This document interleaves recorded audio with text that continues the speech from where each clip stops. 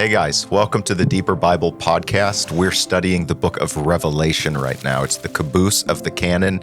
It's got a lot of mind-bending, mind-challenging, spirit-challenging content.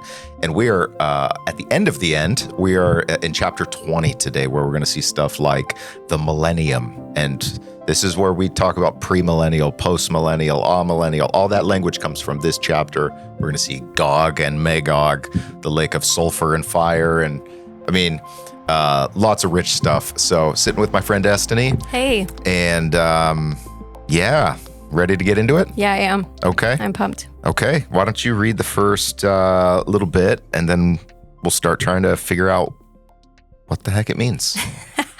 Sounds good. All right. Chapter 20, verse 1. Then I saw an angel coming down from heaven. In his hand, he held the key to the abyss and a large chain. He grabbed hold of the dragon, the ancient serpent, who is the devil and the Satan.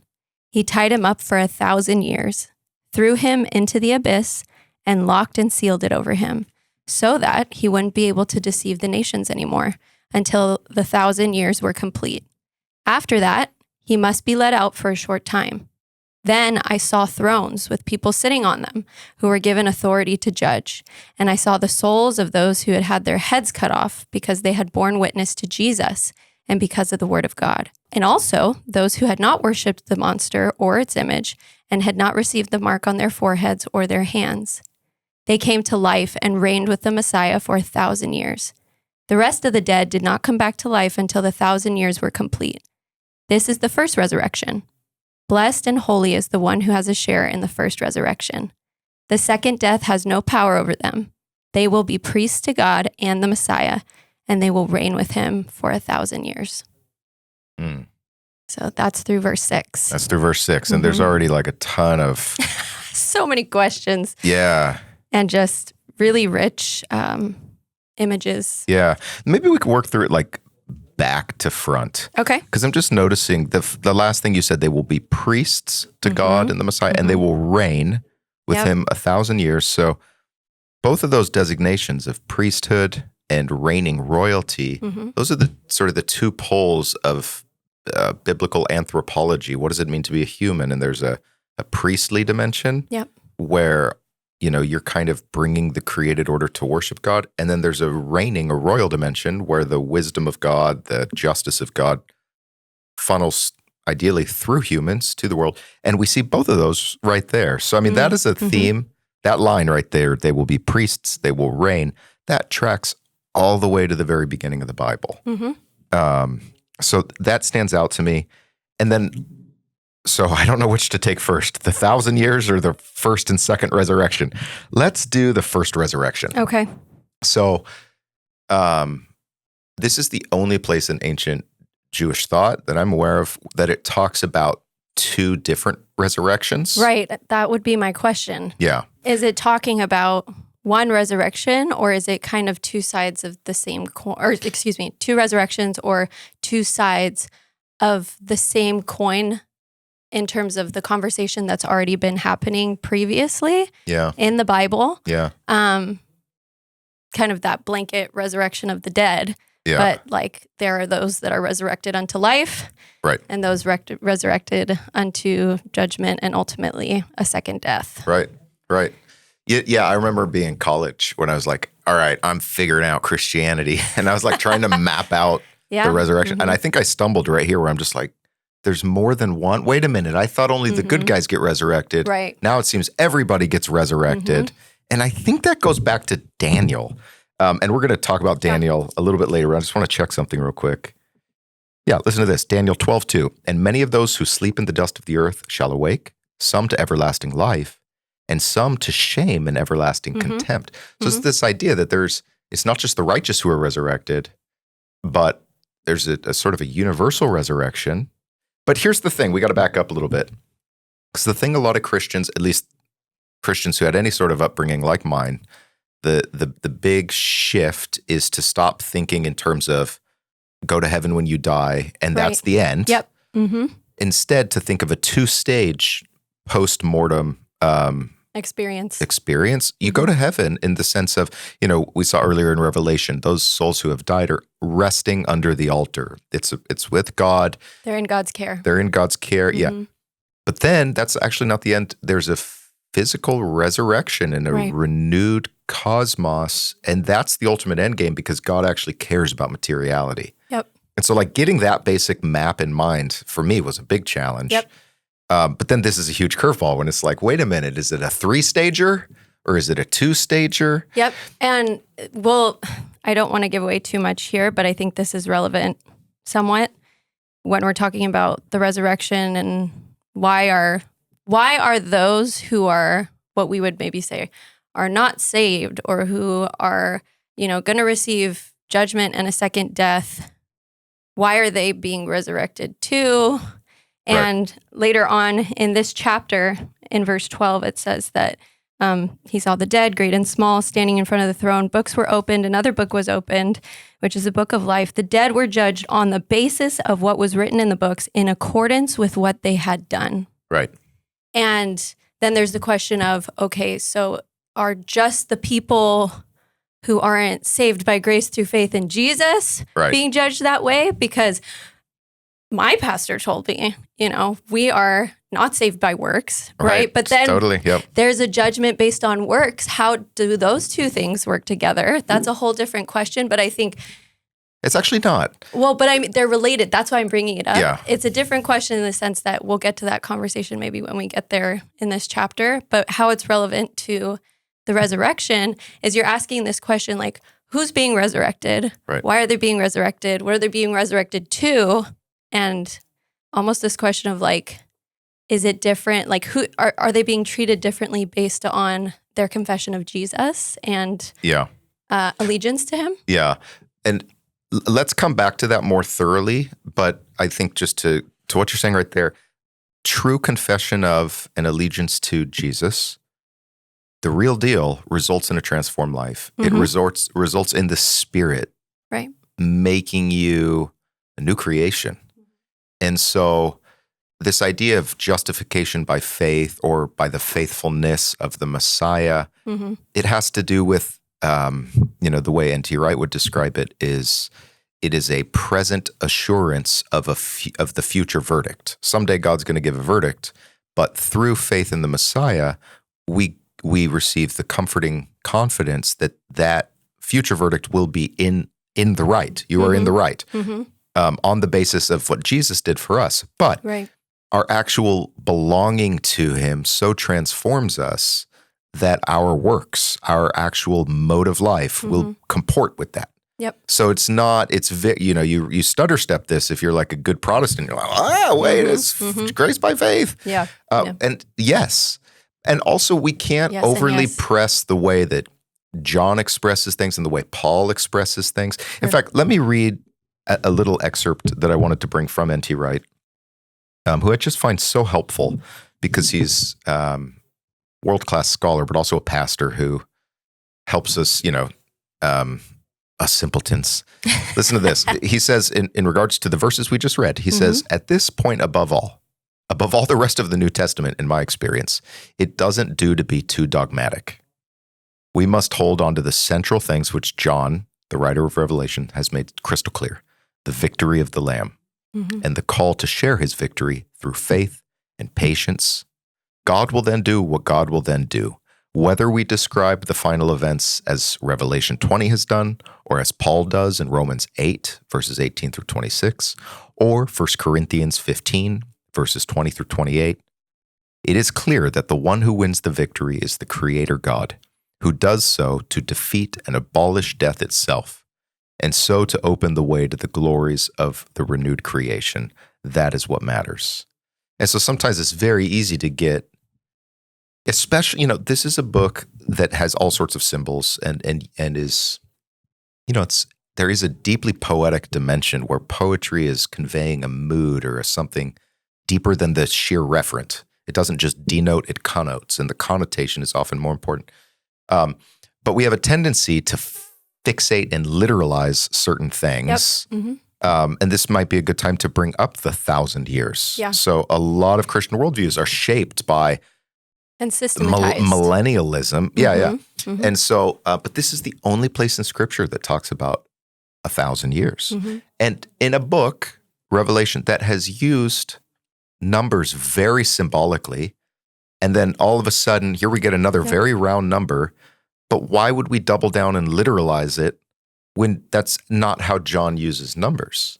I think a previous exercise in this podcast series that maybe would be a good referent to like how we exercise that muscle would be the times and times a half, I think it is. Right. Like where are we just going to say like 3.5 years, that's what it was, and start triangulating and everything like that? Like, and just start to try and create a picture, a literal picture of things. Or is John trying to convey meaning with these numbers that kind of surpasses and sidesteps our attempts to just kind of be really rigid and literal with it? I think there's a quest for certainty. I think in modernity, the Enlightenment school of thought has said certainty equals empiricism, equals a certain type of, I can count it, I can feel it, I can reproduce it type of certainty. But that's actually an impoverishment of what truth means and what certainty means. There's a type of knowing that is not reducible to that kind. Mm-hmm. And the Bible is often dealing with that sort of right brain, metaphorical, narratival, that is actually the deeper access point to reality as it is than a sort of a left brain hyper empiricism. Mm-hmm. So anyways, but just like Armageddon, which for some people becomes such a fixation, it only appears in one place in the Bible, the rapture in 1 Thessalonians 4, which probably means something different than, Hal Lindsey and Left Behind. Yeah. Scared the crap out of me when I was a kid. So yeah, let's dig a little bit deeper then into this symbol of the 1,000 years. Mm-hmm. Just a few other things to say about it. So right before it first mentions the 1,000 years, it says that an angel tied up and locked up the dragon. Now that has several questions. First of all, at the end of chapter 19, the monster and the false prophet are already thrown into the lake of fire. Right. Why wasn't the dragon thrown into? Why wasn't chapter 19 the sort of climactic final battle? Right. And then why is the dragon, the dragon. So to be clear, and this is for my own sake, dragon is the uber bad guy. The monster is in service to the dragon. The false prophet is in service to both of them. But the dragon, as it says right here, actually, is the ancient serpent, the devil, Satan. How come he's not already dead? And one of the patterns we've seen in Revelation, whether it's the seals or the trumpets, you'll get a pause right before the seventh. It'll be like 1, 2, 3, 4, 5, 6, and then an interlude of some serious length of time. We're seeing a similar pause here. And, what Wright argues is that the reason for this pause is, and then the Satan is let out again, but ultimately then, like Elijah, fire from heaven, is that it's showing that God is like utterly uprooting all of evil. Like he's letting it gasp its very last. It's the boxer who gets up to his feet for one last swing and then he's getting the TKO. But there's Jesus says, I preached on this like 2 weekends ago, in Luke chapter 11, he talks about Satan as a strong man who has a house and everything, but one that is stronger along comes and binds him up and then can set free, all this stuff. And Jesus is talking about his exorcisms. Why is he casting out demons? Yep. Because he's tied up or he's bound, the strong man. And yet, even though in the Gospels Jesus has done that, Satan still works through Judas. Satan still brings about evil. And so it's a certain way in which this is sort of a cosmic telling almost of that story, just like we saw the cosmic Christmas earlier on. That was a question that I had, kind of, again, without literalizing everything, like, when is this happening? Is this kind of like a church age story, like between the time of Jesus's ministry and death and resurrection and when he returns? Like, that what this is telling us about what the serpent is and is not allowed to do and how long he's tied up and that kind of thing. The sense that I'm getting is don't worry so much about it being exactly 1,000 years so much as this kind of like retelling, as you've shared about kind of the activity of Satan. But it's difficult for me because in the New Testament, it's this like now and not yet reality. Exactly. Jesus has defeated Satan. Yep. And yet, even today, we see him at work, to use the language in here, deceiving the nations. Right? So I'm like, what, like, when is this? Yeah. And like, is this talking about now? Because if it is, it didn't feel like at any point he was really tied up. You know what I mean? Just in terms of when you look at what's going on. And so anyways, I'm just trying to like square with that. Absolutely. And if you read church history at all, you'll be more and more aware of all the false turns in Christian history, all the times when there has been deception and delusion and corruption within the church. Mm-hmm. So this sort of like tidy, temporalized framework of like, and there was 1,000 years of beautiful Christendom. Yeah. Oh, that must have been Constantine or something. Yeah. You know what I mean? Like, oh, that must have been when this happened. Yeah. It's whatever golden age we would have considered to be when Satan wasn't really at work, that type of thing. I'm reading a book right now. It's a history book on Constantine and Eusebius, who was a major theologian and historian at that time, and really understanding like the politics, the imperial politics, church politics. Very complex scene and not a tidy thing. I think what I'm finding as I'm reading this, there's two of the camps of reading Revelation. There's like the futurist camp. It's all in the future. Then there's the preterist camp. It's all present, either present now or already happened back then. And I think it is a profound, this is not a glib answer, it is a profound both and. And if you make it all futurist, you're missing major factors of what's going on here. Mm-hmm. If you make it all present or past, you are missing major factors of what's going on here. So a few other things that maybe help us zone in on what is being meant here. Earlier it talks about all martyrs, but here it talks about just people whose heads have been cut off. Yeah. Which, as you may know, was the execution. It was the nice way to die. It was given to citizens, not to people like Jesus, actually. Because it's faster? Because it's a less degrading, less painful way to die. Mm-hmm. And so it could be, why does John zoom in on the people beheaded? Maybe it's contrasting citizenships, sort of like citizenship of Rome versus citizenship of heaven. Mm-hmm. Mm-hmm. But another really telling detail here is verse 4. It says, "Then I saw thrones, plural, with people, plural, sitting on them, who were given authority to judge." Now, among the books in the background that was big time for the early followers of Jesus is the book of Daniel. Mm-hmm. And in chapter 7 of Daniel, most people read the beginning, which is like, "Then I saw the Ancient of Days, and one like a son of a son of man, a son of Adam, coming to the Ancient of Days, and he was given dominion and authority." And But then you read on just a few verses later, and it's very clear that the kingdom is given to all the saints of the Most High, that the authority is made corporate, that this is a royal people, and that already in the time of Daniel is a present reality. So there's these, time works differently in heaven and on earth, and they're in interaction. So one, I think, compelling way to think about what this all means is that the 1,000 years is a way of speaking of the heavenly reality of Christ's current rule, the current participation in that rule by those who've been faithful to him. There's still a future dimension, but as it says in Ephesians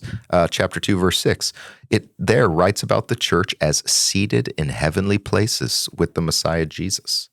And so there's like when you become a Christian, there's another secret aspect of your life that is presently with God. And we experience that often through prayer and worship and scripture studies and fellowship. And so I think Daniel and the way that it talks about the reigning of the people of God is an important alley to follow, to be thinking through how this all works. Mm-hmm. So I guess, if one of the camps in this whole debate, you get the premillennials. What that means is Jesus is going to come back before the millennial reign. You got the postmillennials. Right. Jesus is going to come back after. And the church historically has flip-flopped back and forth depending on the biggest, most recent war and stuff like that. It's gone back and forth. And then there's a camp called Amillennial. Mm-hmm. And I suppose I'd subscribe to that camp. But the problem with that is that I'm not downgrading the importance of this truth. I'm just saying it seems to be a heavenly reality. So it's a real thing. Mm-hmm. But in terms of trying to translate it into geopolitical, actual historical timelines, that's not how this literature is working.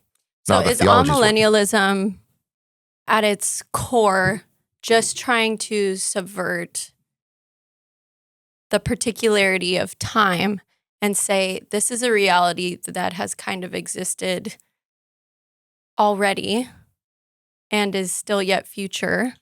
What is it that characterizes amillennialism? Yeah. Because I think my core question that I'm not really picking up on. Yeah. So when you put an A at the front of a word, it goes back to Greek. It's called an alpha privative. Mm-hmm. So you put the alpha, it's the first letter, and if you put it in front of a word, it negates what follows. So an amillennial means no millennium. The reality is all sorts of different positions could fall into that camp. Mm-hmm. You could have somebody who has like a sophisticated view of genre and symbol, and then you could also have people who just like write off the book of Revelation as total nonsense, and they're just like, I'm an amillennial. That's all crap. I've also heard some people say, as an amillennialist, I believe that everything that this is talking about is an internal reality. See, and I also think that that's a cheap escape hatch, where you sort of the spiritualizing move or sort of allegorizing, and everything is a symbol of my own psycho-spiritual evolution. And no, the Bible actually cares about history. The Bible actually cares about real world events. Mm-hmm. Even the kingdom. Like I think one of the reasons I always responded to that with a little bit of suspicion was, if the kingdom only exists kind of as this internal reality, how does it make its way into the world? Will it ever be a reality that is present in the world apart from living inside you and I, if that makes sense? And there's no doubt there is an internal life and reality to being a part of the kingdom and living as part of the kingdom. Right. But to me, again, the integration of material and immaterial is always like this and never like that. Right. So to me, you can't have one without the other. Right.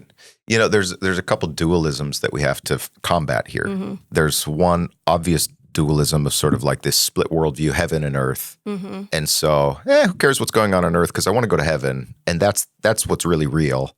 And so there's that dualism, whereas Revelation strongly is against that. Mm-hmm. But then in the earthly plane, there's another dualism that has been,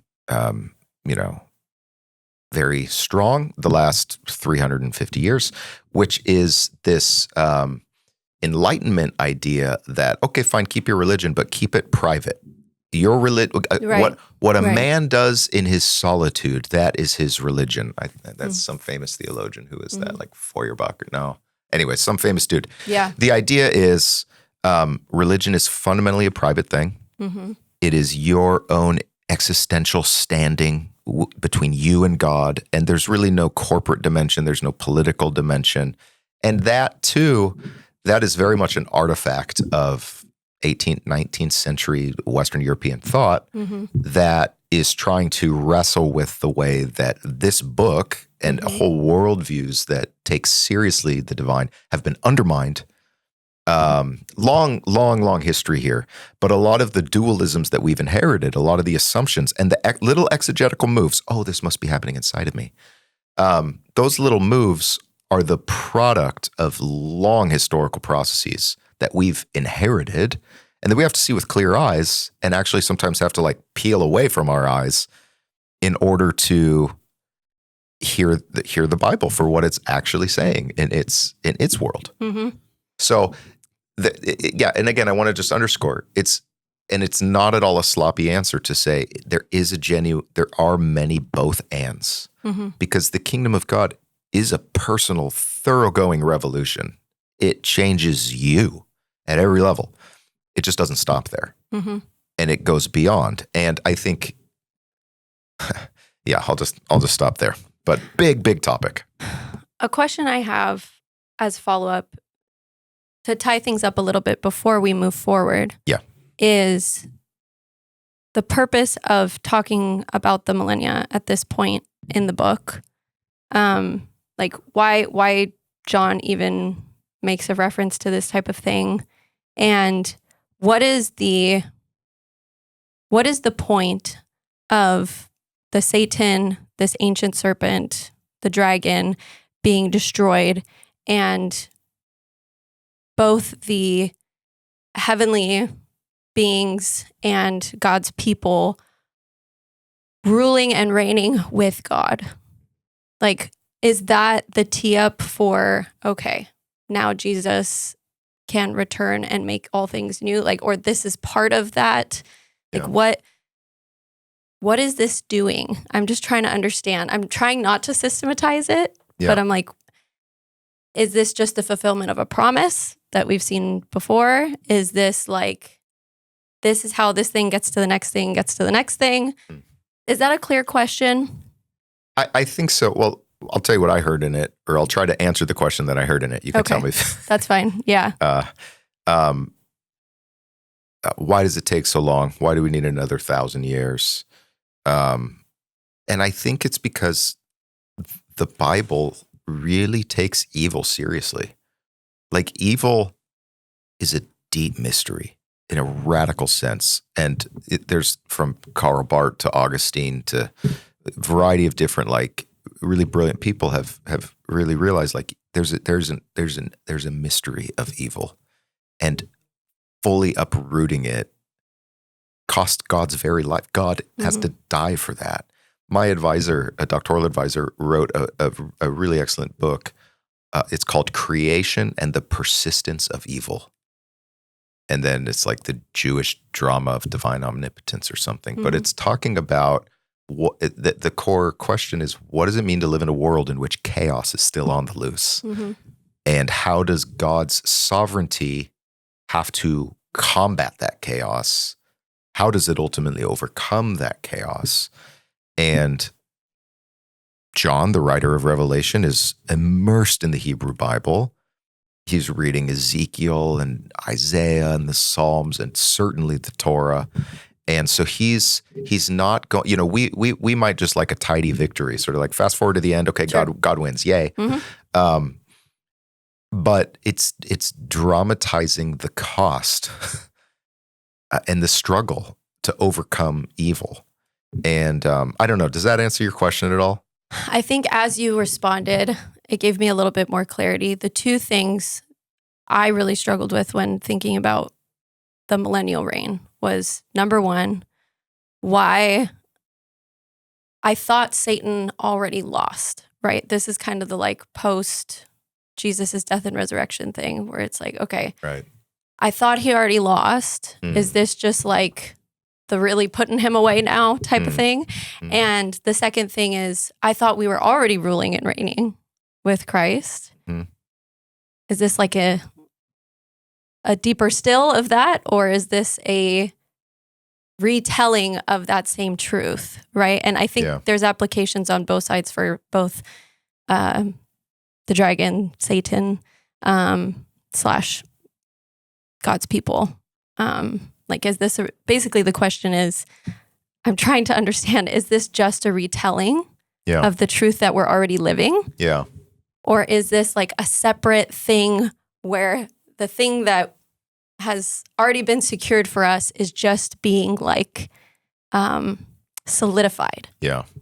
That's a better way to put it. That's a great question. And what you're really articulating is the genuine tension and question of the already and not yet. Yes. And one classic metaphor for this that I don't know how much people like World War II anymore or study it, but basically, from 1939 through early 44, Nazi Germany was just progressively dominating all of Europe. I mean, the continent was Nazi now. But in June 1944 is when the Allied forces from the coast of England, this is D-Day, June 6, 1944, and they fought their way onto the beaches of northern France, and the Nazis did not repel them. And this was a super secret operation for a very long time. All sorts of feints, and it's a fascinating story. And many have kind of drawn an analogy between the significance of D-Day and what that meant in the scope of World War II to the significance of Jesus' death and resurrection and what that means in the scope of God's ultimate plan. Because after the Allies established a beachhead in northern France, and I mean, there was a supply lines coming after them. Like, this was not a little incursion. This was a major, we are reinvading the continent here. Mm-hmm. And the way that the war in the East against Russia was going, and Germany was, I mean, that's where the real war was. But I mean, that was a slaughter fest in the East, the two-front war. After the beachhead was established in France, the war was effectively over. It was very clear Germany's screwed now. Mm-hmm. But there was still a year of terrible fighting. Mm-hmm. And the Germans weren't just going to lie down. And I mean, it was a long, very, very bloody year until Berlin ultimately fell. Hitler killed himself. I think that's the insightful comment that you just made. The Germans were not just going to lay down. Oh, no. And say, well, yeah, I guess we lost. It's over. No. And I think that is a very easy translation to the nature of the kind of evil that Revelation addresses, which is like, even the demons that Jesus exorcised understood, like, we don't have a lot of time yet left because of this guy. But that doesn't mean that they suddenly stop tormenting people, right. or that Satan's work all has the more. Ceased. Truly. It can get even more savage, because you're desperate. Now you've got nothing to lose. It's obvious as your last gasp, and it's all the more Have you hellacious. ever been in a fight? Sorry, this is terrible. Have you ever been in a fight with someone where you're like, I know I'm so wrong, and I lost this fight? Never happened to me, actually, Destiny. Actually, it happens a lot. As a very loving wife, this has never happened to me either. But Nathan, is this true? But it just makes me think of when you're in a fight with somebody, and you just start like throwing haymakers or whatever, and you're like, but you've lost, like, right? Yeah. Like you know that you have no ground you're standing on anymore. In like, it's just a funny comparison to like human fights. But the reality is, like, evil doesn't just say, oh, well, guys, let's pack up. Let's go somewhere else. Right. You know what I mean? So I think that that's just a helpful thing to think about when you think about the reality of the now and not yet, where it's like, this is like you said, the end game has been determined. Yeah. We know exactly what's going to happen. That is our assurance. Yeah. In Jesus, because of what he's accomplished through his death and resurrection. Yep. But there is a still rounding out and fulfilling of that God is doing in history. Yeah. And put yourself in the position, say, of a British soldier who came over on D-Day. You survived. Mm-hmm. Now you're in northern France, and you're still in enemy territory, man. And there's a very good chance you're going to die in the next year. Yeah, yeah. Like, the victory's going to happen, but you're still going to have to suffer to see it through. I actually literally just thought about that this morning in relation to something I was thinking about with my kids, just like how I'm going to teach them about certain things, just related to like, sorry, this is random, but I think this is a good discipleship moment. Yeah. My daughter, so my husband's father died when he was young. Yeah. And so we've told our kids about him a lot, and they've just had like a fascination with the reality that like their grandpa Mark has died, but one day they hope to see him again. And so walking them through that reality, but also it's made them say things like, I hope my daddy doesn't die. Yeah, right. And I realized in that moment, I had the ability to either say, oh no, of course not. Your daddy's not ever going to die. Nothing could ever happen to him, comfort them, or say the reality is, sweetheart, that we hope you have a very long time to enjoy your daddy for your whole life. But the truth is, people get sick, people get hurt. We live in a reality where like we don't actually get to control when we die. Yeah. And so with that, we always have to put our trust in Jesus because our life is secure in him. And we have the hope that because daddy really loves Jesus, that if our whole family decides to love and serve and follow him with our whole lives, something terrible could happen. But we have the hope that God will care for us in that, and also that we will see him again. And so like my daughter is 5, but to me, that's how much, like I need to tell her that, or hopefully something like that, and not, no, nothing bad could happen, sweetheart. Right. Because she will learn at some point in life, and I want her to know now that like, regardless of what comes your way, sweetheart, you have victory in Jesus. Yeah. And it doesn't mean bad things will not happen. Yeah.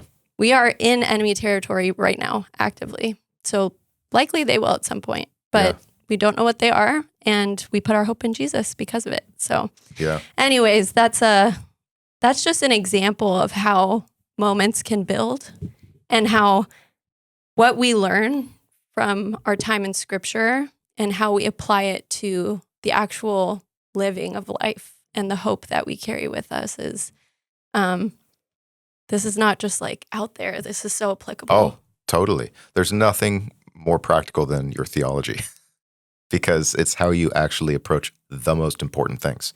And by the way, 5-year-old theological questions are like the hardest ones. Yeah. Because they ask, they're not going to sugarcoat it. They're going to ask ultimate questions. I have a niece that's that age. Yep. And it frames like just, Sarah and I were talking the other day about questions about the future and this and that. And I was like, towards the end of our discussion, I'm like, well, here's the thing. Whichever path we go, it's going to be hard. And she's like, why do you always say that? You always just say it's always going to be hard. And I was like, well, I'm that person too. And I'm like, well, the reason is because I think it's important for us to have expectations of the kind of world we live in. Mm-hmm. We live in a world that is not as it should be. And so we can't act as if something has gone wrong or as if something has surprised us when we're saying, oh my gosh, this is incredibly hard and this is killing me. Mm-hmm. Welcome to the human condition. Right. And so for me, it's not about being a downer. It's about just saying like, let's be realistic. And my wife, of course, had a wonderful answer to this, and I won't presume that I won that conversation.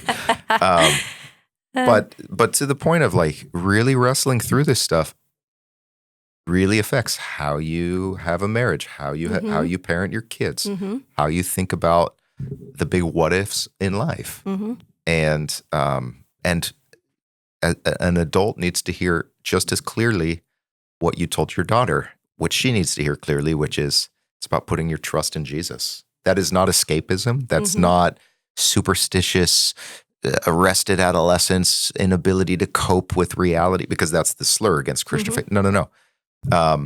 It is the deepest bedrock of reality. And you never graduate from that lesson. You actually just keep like iterating at a deeper and deeper level on trusting Jesus. Absolutely. Yes. My son, for the last 3 weeks, he's been put in a new bed. He got a bunk bed. He's been telling me— Top bunk or bottom bunk? Top bunk. Oh. Yeah, sister got bottom bunk. And he loves it during the day, but at nighttime, he says, Mom, unless you're right next to me, I'm going to have bad dreams. And I said, buddy, it's actually not up to whether mommy's right next to you or not if you're going to have bad dreams. There might be nights where you have a dream you don't like, and that actually really scares you. So what are you going to do? What are you going to do when you're scared? Come wake you up. He goes, come to your bed. And I said, we're working out of that. But I said, look, you can always come to mommy. We're going to pray together. And I'm actually going to tell you that it's really important that you start singing. Because singing is an easy way to remember something that reminds your heart of what's true, which is that the things in your dreams can't be bigger than Jesus, no matter how hard they try. And so like, this is actually something that comes from my own personal testimony. I struggled to sleep my entire life because of terror in the night. And so it is a true gift to get to say with total honesty to my son that like, yeah, you might have a bad dream, but you know what? You can actually put your trust in Jesus, put your hope in Jesus. And a bad night is not the truth about the world. And you can move on from that, So it's both practical, but it's also like, I feel such a deep connection to the truth of Scripture in the most simple of ways, in the most simple moments in life. So like, don't tell yourself that while you're making your kids lunch or while you're driving to work or this or that these things don't apply, because they will. Mm-hmm. They really will. Yeah. Yeah. My parents always told me to go tell myself Bible stories when I was scared in the night. And there was only one story I would just tell myself. David and Goliath. That was like the story. That is my son's obsession right now. He saw the movie, the most recent animated movie. So he's in fact, I have a very weird confession. This might sound weird, but I swear it's true. I'm wearing David and Goliath socks. A guy on our staff, Brandon Wells. Like right now? Brandon Wells. Yes, Brandon Wells. Oh, everything about this is He's got all these Bible socks. Yeah. And he's given me they're in my husband's closet. He's given me John 3:16 socks. I got Jeremiah 29:11. The David and Goliath socks were on top this morning, and I'm like, I'm going to kill him today. And so that's amazing. I'm hey, I'm feeling that. If that isn't a great paradigm for what's happening here, man. Exactly. I mean, like the lamb has absolutely slaughtered the dragon. It all comes back. Yeah. It all comes back. Well, we have a lot more verses to read. Let's do it. Let's read them. Verse 7 through 15. Let's just read the whole shot. All right. When the 1,000 years are complete, the Satan will be released from his prison. Out he will come to deceive the nations at the four corners of the earth, Gog and Magog. He will summon them for battle, a throng like the sand of the sea in number. They came up over the full width of the earth and closed in on the place where God's holy people are encamped, and the beloved city. Then fire came down from heaven and burnt them up. And the devil who had deceived them was thrown into the lake of fire and sulfur where the monster and the false prophet had already been thrown. They will be tortured day and night forever and ever. Then I saw a large white throne and the one who was sitting on it. Earth and heaven fled away from his presence, and there was no room left for them. Then I saw the dead, great and small, standing in front of the throne. Books were opened, and another book was opened, which is the book of life. The dead were judged on the basis of what was written in the books, in accordance with what they had done. The sea gave back the dead that were in it. Death and Hades gave back the dead that were in them, and each was judged in accordance with what they had done. Then death and Hades were thrown into the lake of fire. This is the second death, the lake of fire. And if anyone was not found written in the book of life, they were thrown into the lake of fire. When I was in college, and I took super fun. I took a seminar on the book of Revelation. Okay. And one of the assignments was to do a cultural analysis of some like apocalypticism in popular culture. Oh, sure. And okay. so I chose Kurt Cobain's song "Lake of Fire." You ever heard that song? No, I haven't. It's a great song. And I was thinking about this passage right here. Let's work from the bottom up again. Okay.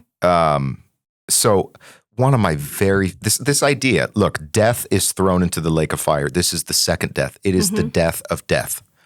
One of if in the runnings for my all-time favorite Bible passages is Isaiah 25.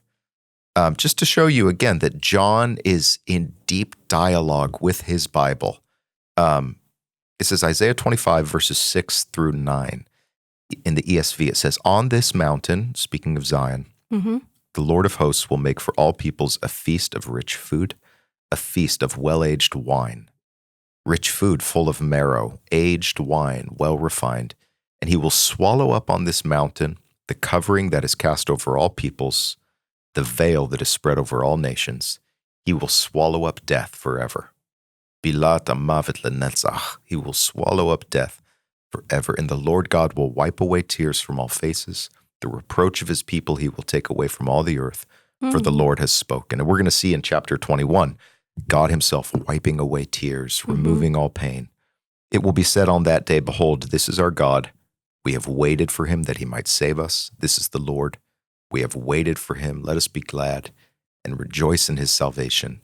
But this idea of termination of try not to be too abstract, that death dies. Mm-hmm. That is a profound promise from the heart of the Hebrew Bible. Mm-hmm.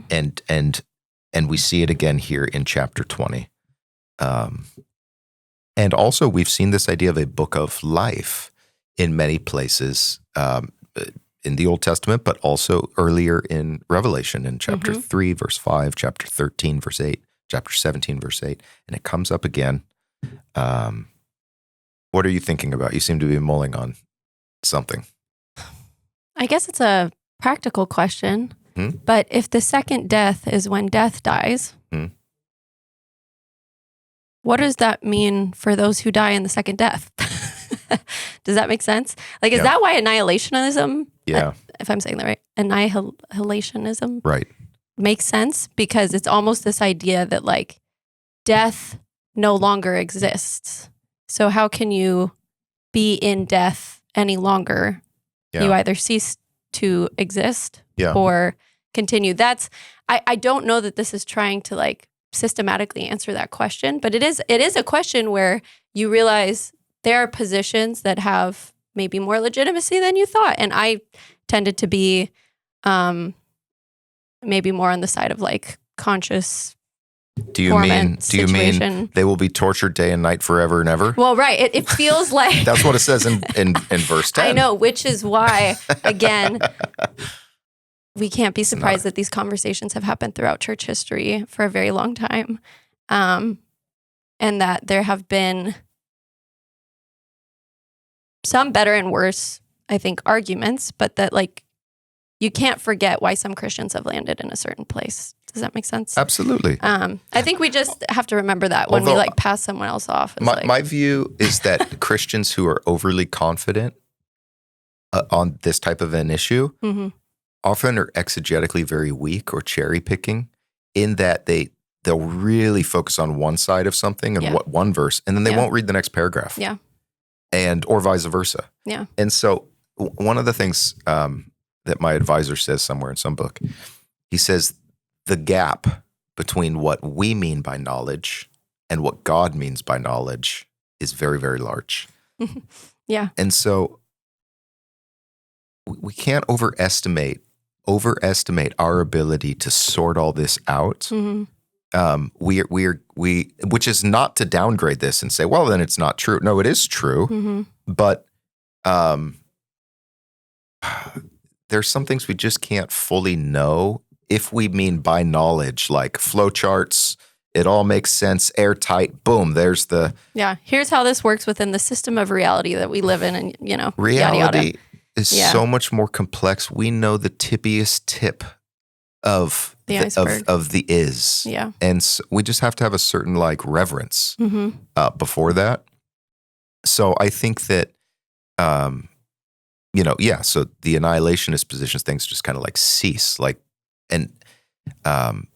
then it gets into definitional questions. What do you mean by death? Yeah. Is life mean in the presence of God? And then by definition, separation from that is death.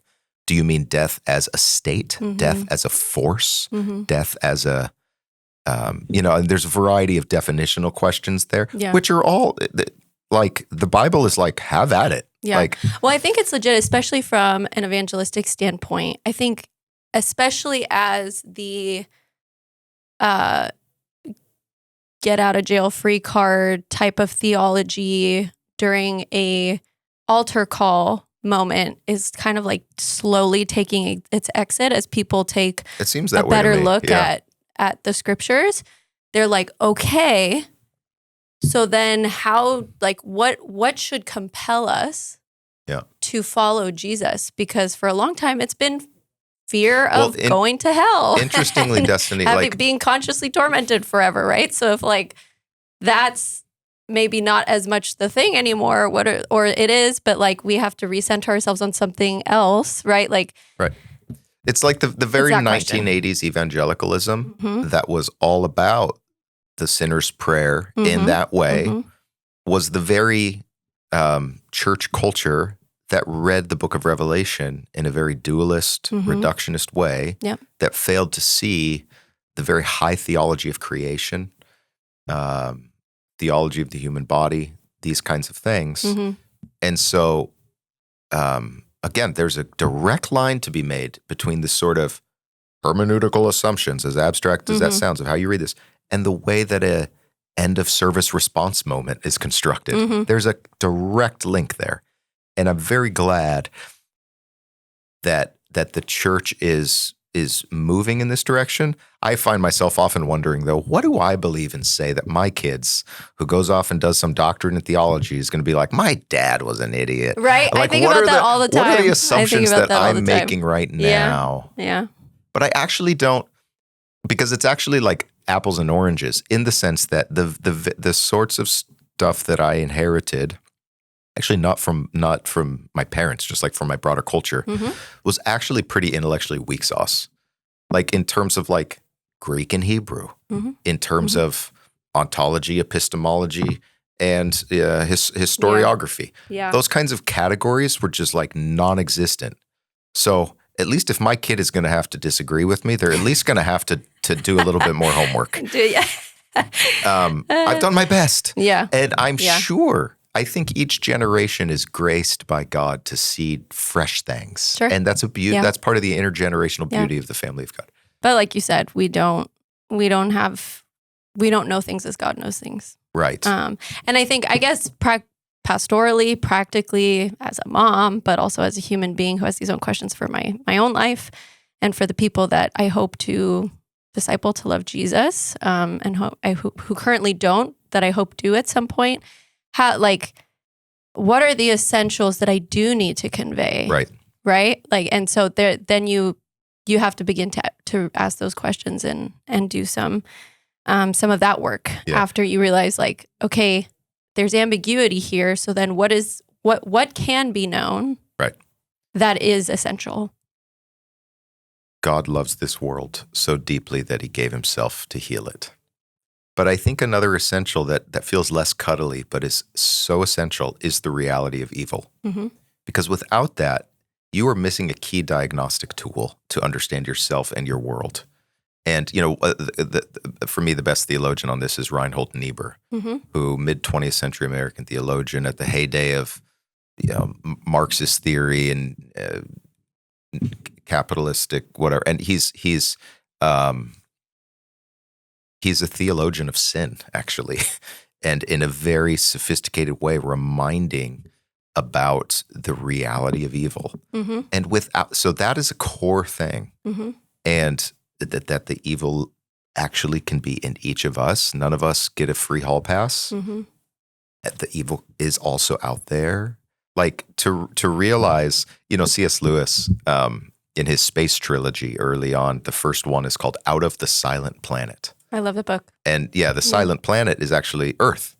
And it's and for Lewis and his sort of imagination, all of heaven is musical. Like it's a vibrant, lush symphony of heaven. But our planet is a little note of silence. Why? Because it's under siege. Because it has succumbed to malevolent spirits. And that is actually, it's not cheery, it's not optimistic, it's not progressive. Alas, it's true. And without that, we will end, like, if you don't, how can you cure the cancer if you just continue to say it's not cancer, it's not cancer, it's not cancer? Like, there is a thing called evil and sin. So anyways, I think that is an essential. Yeah. But that God will swallow up death forever. He will do it, and he will do it on that, not in a sort of like mystical, sort of all religions say the same thing. Actually, they don't. And it's actually very specific. It has to do with on this mountain, through this feast, through this covenant story. And, those are the essentials. There's a few more details here, though. I really do want us to see. We get this large white throne, the great white throne judgment. Have we seen a big throne before in Revelation? We sure have. Chapters 4 and 5 is this massive throne room scene. And it seems to pick up on that reality. And yet the next verse says, earth and heaven fled away from his presence. There was no room left. So this is something interesting.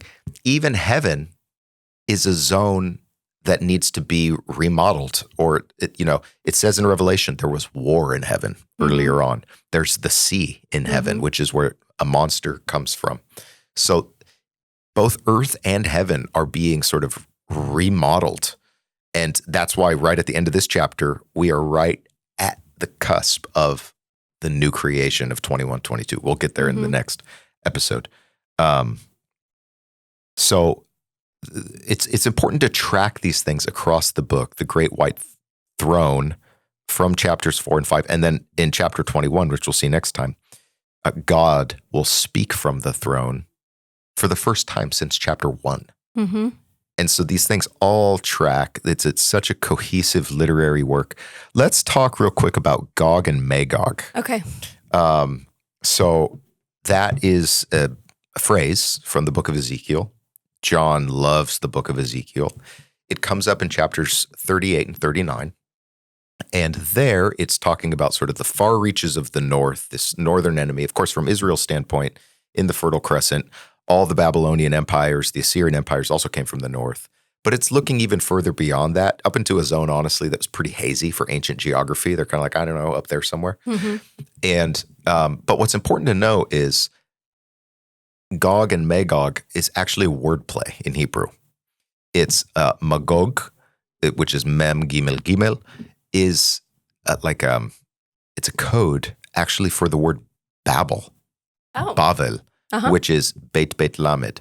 Beit, the two Beits sit next to the two Gimels of Gog and Magog. Those letters are adjacent in the Hebrew alphabet. The Lamed of Bavel the Lamed there is in the Hebrew alphabet adjacent to the Mem of Magog. So anyways, it's like, it's a way of saying in Hebrew, for people who are literate in Hebrew and know the alphabet and everything, and they loved letter games, number games, it's raising Babel to a power.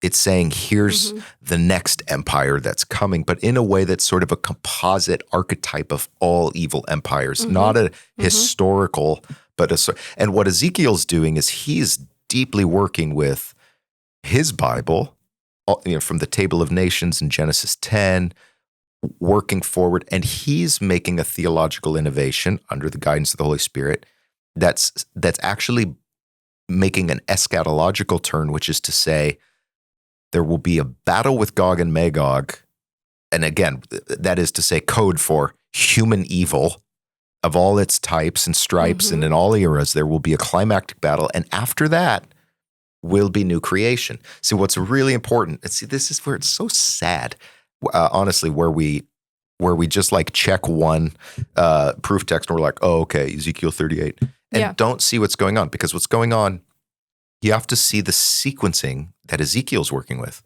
Right before chapter 38, in 37, what happened? The resurrection of the dead, the end of Israel's exile. What happens just prior to that?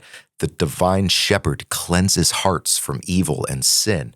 And so we see this restorative resurrection process, then the confrontation with Gog and Magog. And then what happens next in chapters 40 and following? It's the heavenly temple, the eschatological, like New Jerusalem.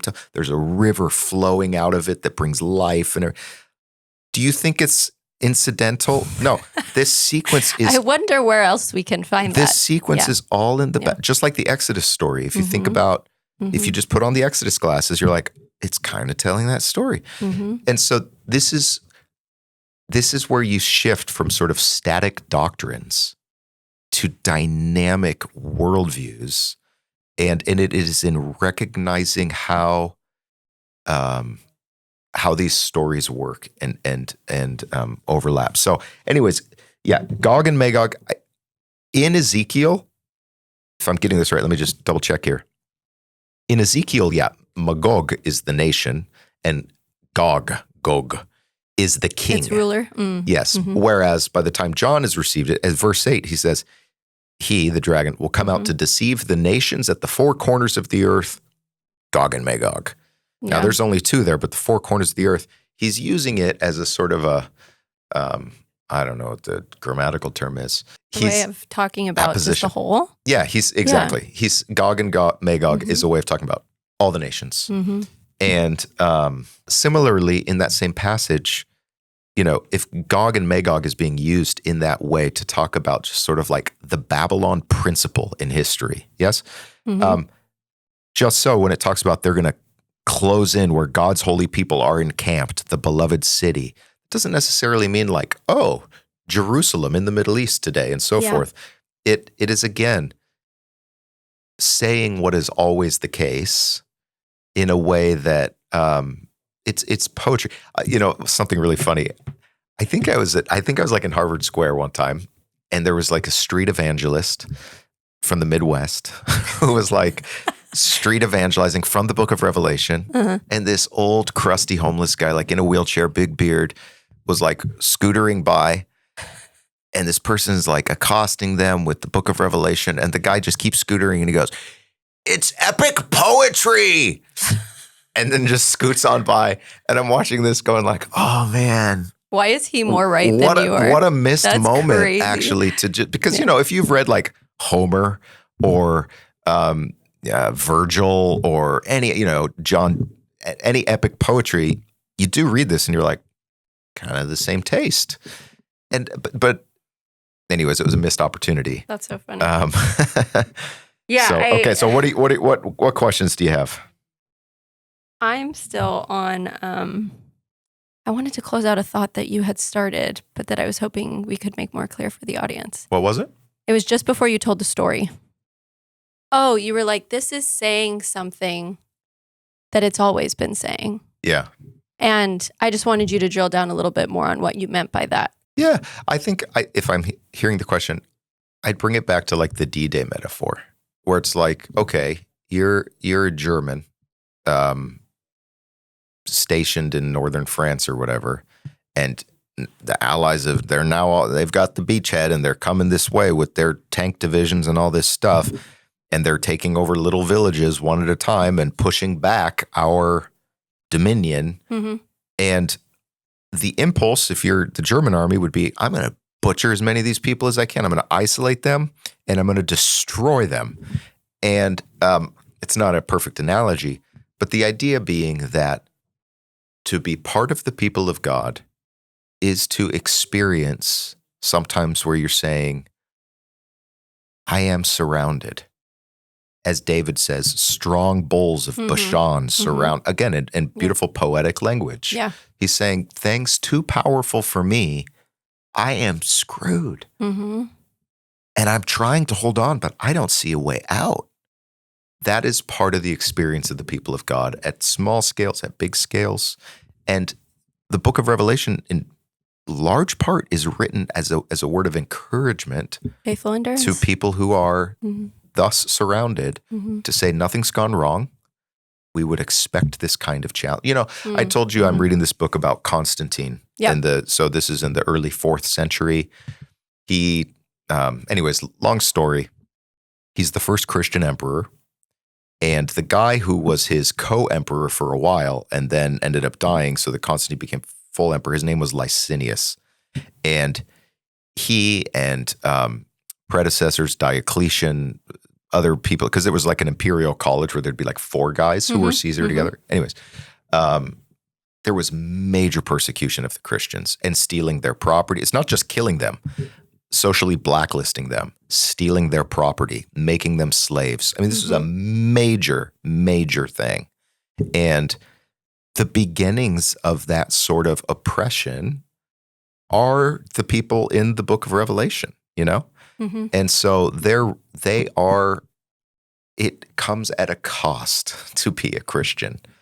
And I think it's hard for us to imagine we can do it for little moments. Yeah. But it's hard for us to really feel like, what would the weight of that as my reality feel like? No, absolutely. Absolutely. Yeah. A final question before we kind of close up. Are you trying to shut me up? Just a little. Okay. No, just kidding. Ouch. I'm really curious about the books. This is something that is talked about on the internet all the time. Oh, the books of heaven? Just all sorts of weird spin-off things that come, out of this from experts on YouTube. But really, I'm just curious that what we're to claiming know. To be? Well, I'm curious to know if there's any background here for the imagery of books and why books and God opening a book, is that fresh to Revelation, or is it a reality that's like real? There's really going to be this record of what has been done, and what does that mean? Like, is this like, gosh, I'm just going to sit there in front of God and he's just going to be like, and then on December 20th, and, Kennedy, in 2024, there she is. When you said that thing to this person, or, when in secret this happened, right? Like, I don't know that it's trying to explain all of that to us, but the book thing, I think, is a big deal for a lot of people. So I just want to spend a little bit of time thinking about what does this mean? We talked a little bit about how it relates to like conversations in Protestantism about salvation by faith. And grace alone. Protestants. I mean, it is not incidental that you bring that up, because it is a book religion where all the shrines and stained glass and done with all that. The book, sola scriptura, yes, exactly. right? Yeah. And so there is, maybe for Protestants, an extra sensitivity to that because of the veneration in which we hold the written word. So first of all, remember that when it says "and books will be opened," it's not talking about this kind of a book. This is a certain technology. It was scrolls. It was clay panels that could be inscribed, all sorts of writing surfaces. So is it just trying to get at this idea of a record? I think it's a symbol of that of God's omniscience. That's the one. Got it. God, omniscience. Actually, the word science means knowledge. Omniscience. God knows all, and the things that we do, we may say, no one knows. I've even forgot about it. It doesn't exist anymore. It's in the past. God says it's not. Ron talked about this in a previous episode. We were talking about creatures with eyes and like, what's the point of all the eyes? And same thing. And it's this idea in Revelation that like you have to remember God doesn't miss a beat. Exactly. Yep. And that is both a comfort and it is also something very sobering. It's exactly what Jesus says, where he says, nothing that is hidden will not be revealed. Yeah. What you whisper in the little rooms is going to be proclaimed from the housetops. So a lot of people think that that's like, oh, it's karma, where like if you do something bad in real life, it'll eventually get exposed. And it's like, sometimes that's true, but there are plenty of people who die with secrets that would have put them in jail easily, or something like that, right? Absolutely. So what then is there left after, the justice systems that we have in just everyday life once a person is dead? And that is God has seen all, God knows all, and God will know how to rightly justly judge our lives. And the good news is for those who give themselves over to the lordship of Jesus and have given their allegiance to him and have been transformed, have been made new creations because of that. We do not have to worry about what will come on the other side of that. But I do wonder, like, I don't know that I'm convinced we're going to escape any sort of judgment or standing before God as a Christian. You're becoming a Catholic. We're going to purgatory? No. Let me explain what I mean by that. I simply mean, I don't know that it's without question that we're just going to like skip the line and go straight through. I may have to stand before God in recognition of what I have done. And he will say, like, your sin is covered.